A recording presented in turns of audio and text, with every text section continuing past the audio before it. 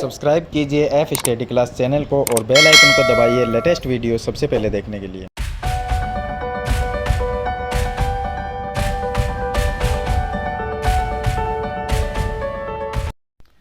Hello students, आज हम इस वीडियो में कक्षा 8 की प्रश्नावली 8.2 का क्वेश्चन नंबर 5 को सरल करेंगे।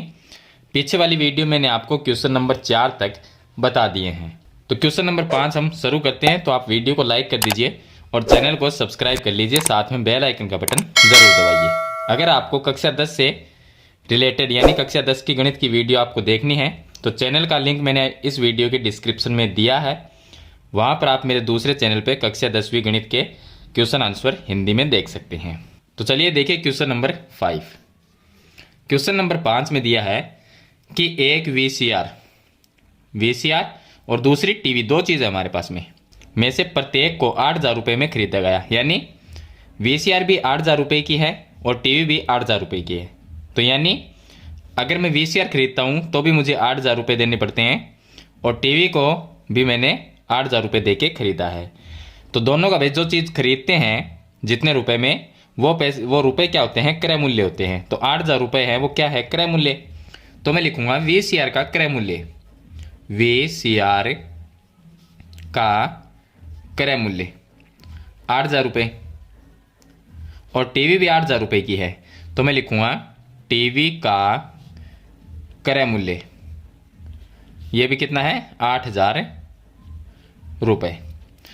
वीसीआर का क्रय मूल्य 8,000 रुपये है और टीवी का भी 8,000 रुपये है। आगे लिखा है कि दुकानदार को वीसीआर पर 4% की हानि होती है। वीसीआर पे क्या होती है? 4% की हानि। तो हम लिख देंगे हानि बराबर 4%, 4%। और टीवी पर 8% का लाभ होता है। तो यहाँ पर टीवी पर हम लिख देंगे लाभ बराबर कितना हुआ? 8% का। तो इस पूरे लेन देन में लाभ अथवा हानि प्रतिशत ज्ञात कीजिए। यानी कुल या हमें, यानी कि दोनों चीज़ को बेचने पर हमें हानि हुई या हमें लाभ हुआ, उसका प्रतिशत हमें ज्ञात करना है। तो देखिए वीसीआर है, इसका क्रय मूल्य 8,000 रुपये है और टीवी का भी 8,000 रुपये है। अगर मैं वीसीआर को बेचता हूँ तो 4% की हानि हुई और टीवी है वो 8,000 रुपये की है, उसको मैंने बेचा तो 8% का लाभ हुआ। तो इसने ये कहा है कि दोनों को बेचने पर आपको लाभ हुआ या हानि हुई, उसका प्रतिशत ज्ञात कीजिए। तो लाभ हानि प्रतिशत हमें ज्ञात करने के लिए पहले दोनों का विक्रय मूल्य ज्ञात करना होगा। तो वीसीआर का विक्रय मूल्य ज्ञात करेंगे और इसी तरह से हम टीवी का भी विक्रय मूल्य ज्ञात करेंगे। तो देखिए पहले तो हम 8,000 का 4% निकालेंगे, तो यानी हानि निकालेंगे। हानि 4% है तो 4% का मतलब होता कितना है? तो 8,000 का 4% क्या होगा? 8,000 गुणा 4/100। 2 जीरो से 2 जीरो कट गए तो हानि बराबर, देखिए कितना हुआ? 8 को 4 से गुणा किया 32 और ये 1 जीरो रह गया, यहाँ पर लगा देते हैं। तो हानि 4% का मतलब होता है 320 रुपये। यानी मैंने वीसीआर को 8,000 रुपये में खरीदी और उसको बेचा तो मुझे 320 रुपये का घाटा हो गया, यानी हानि हो गई। अब विक्रय मूल्य क्या होगा?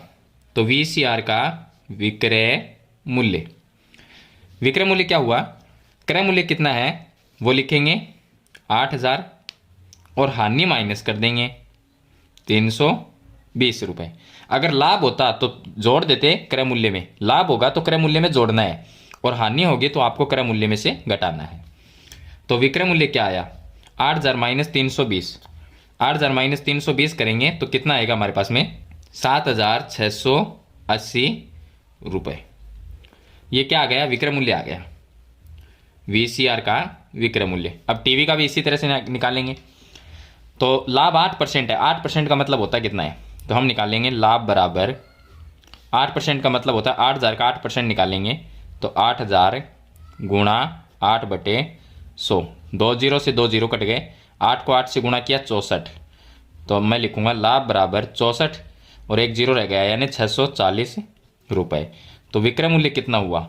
विक्रय मूल्य, क्रय मूल्य में लाभ को जोड़ देंगे तो क्रय मूल्य कितना था? 8,000 रुपये। इसके अंदर हम प्लस कर देंगे 640 यानी लाभ को, तो कितना आया? 8,640 रुपये। यह तो है टीवी का विक्रय मूल्य और ये है वीसीआर का विक्रय मूल्य। तो दोनों का विक्रय मूल्य आ गया। अब हमारे पास में क्या, दोनों का क्रय मूल्य भी है और दोनों का विक्रय मूल्य भी है। तो अब हम ये देखेंगे कि दोनों को बेचने पे लाभ हुआ या हानि हुई, कैसे पता करेंगे। तो हम क्या करेंगे, दोनों का वीसीआर का क्रय मूल्य और टीवी का क्रय मूल्य दोनों को जोड़ेंगे, कुल क्रय मूल्य ज्ञात करेंगे। तो हम क्या लिखेंगे कि कुल क्रय मूल्य, कुल क्रय मूल्य कितना होगा, 8,000 ये है और 8,000 ये है, 8 और 8 16,000, 16,000 रुपये ये हो जाएंगे। और कुल विक्रय मूल्य, कुल विक्रय मूल्य, देखिए ये विक्रय मूल्य है वीसीआर का और ये विक्रय मूल्य है टीवी का, दोनों विक्रय मूल्य को जोड़ देंगे। तो ये है 7,680 प्लस 8,640, दोनों को जोड़ लेंगे तो ये आ जाएंगे हमारे पास में 16,320 रुपये, या दोनों को जोड़ेंगे तो 16,320 रुपये।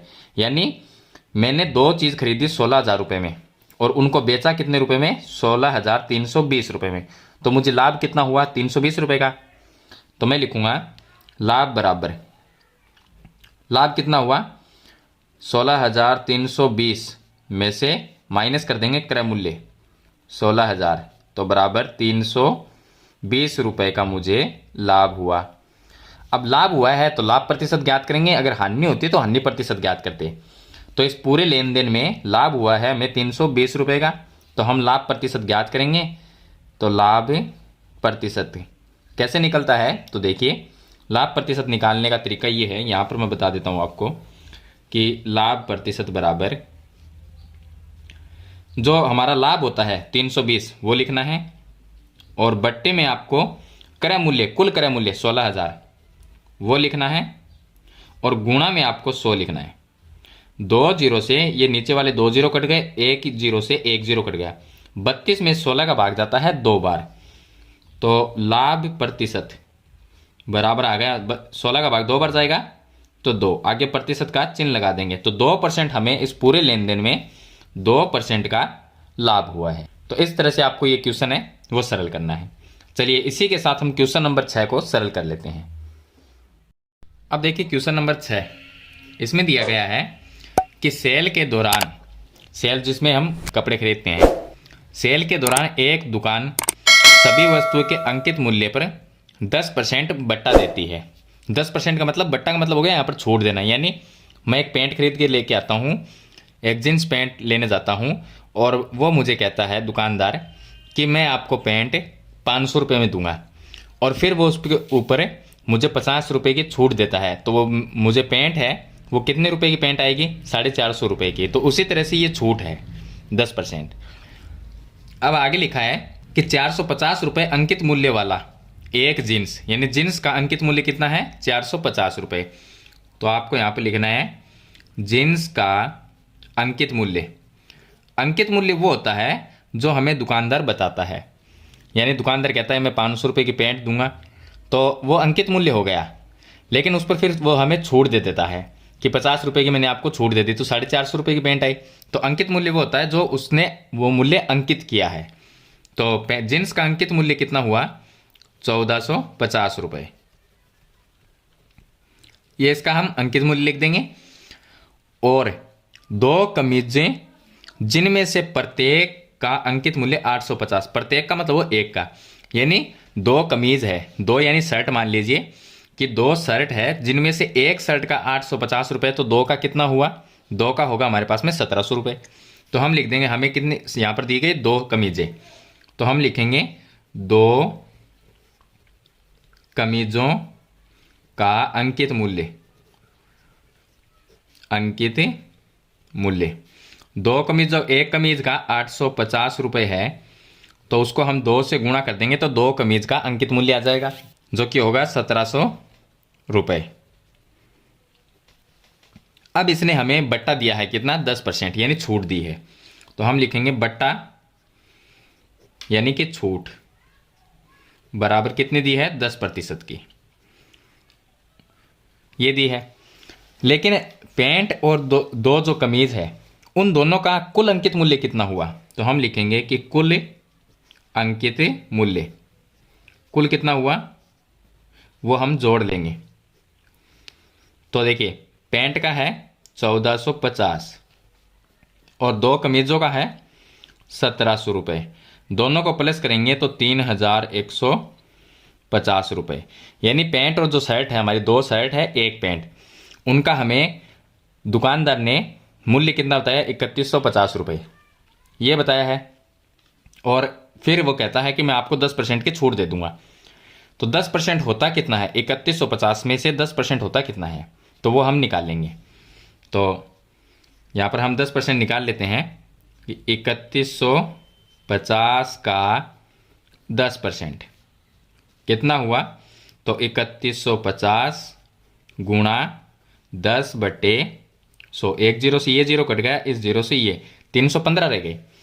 तो यानी कि हमारा 315 रुपये की वो छूट देता है। 3150 रुपये उसने बताए और 315 रुपये की वो छूट दे देता है। तो अब वो ग्राहक को, यहाँ पे लिखा है कि ग्राहक को कितना भुगतान करना पड़ेगा, यानी ग्राहक अब उस जो पैंट और शर्ट है उनके कितने रुपए देगा।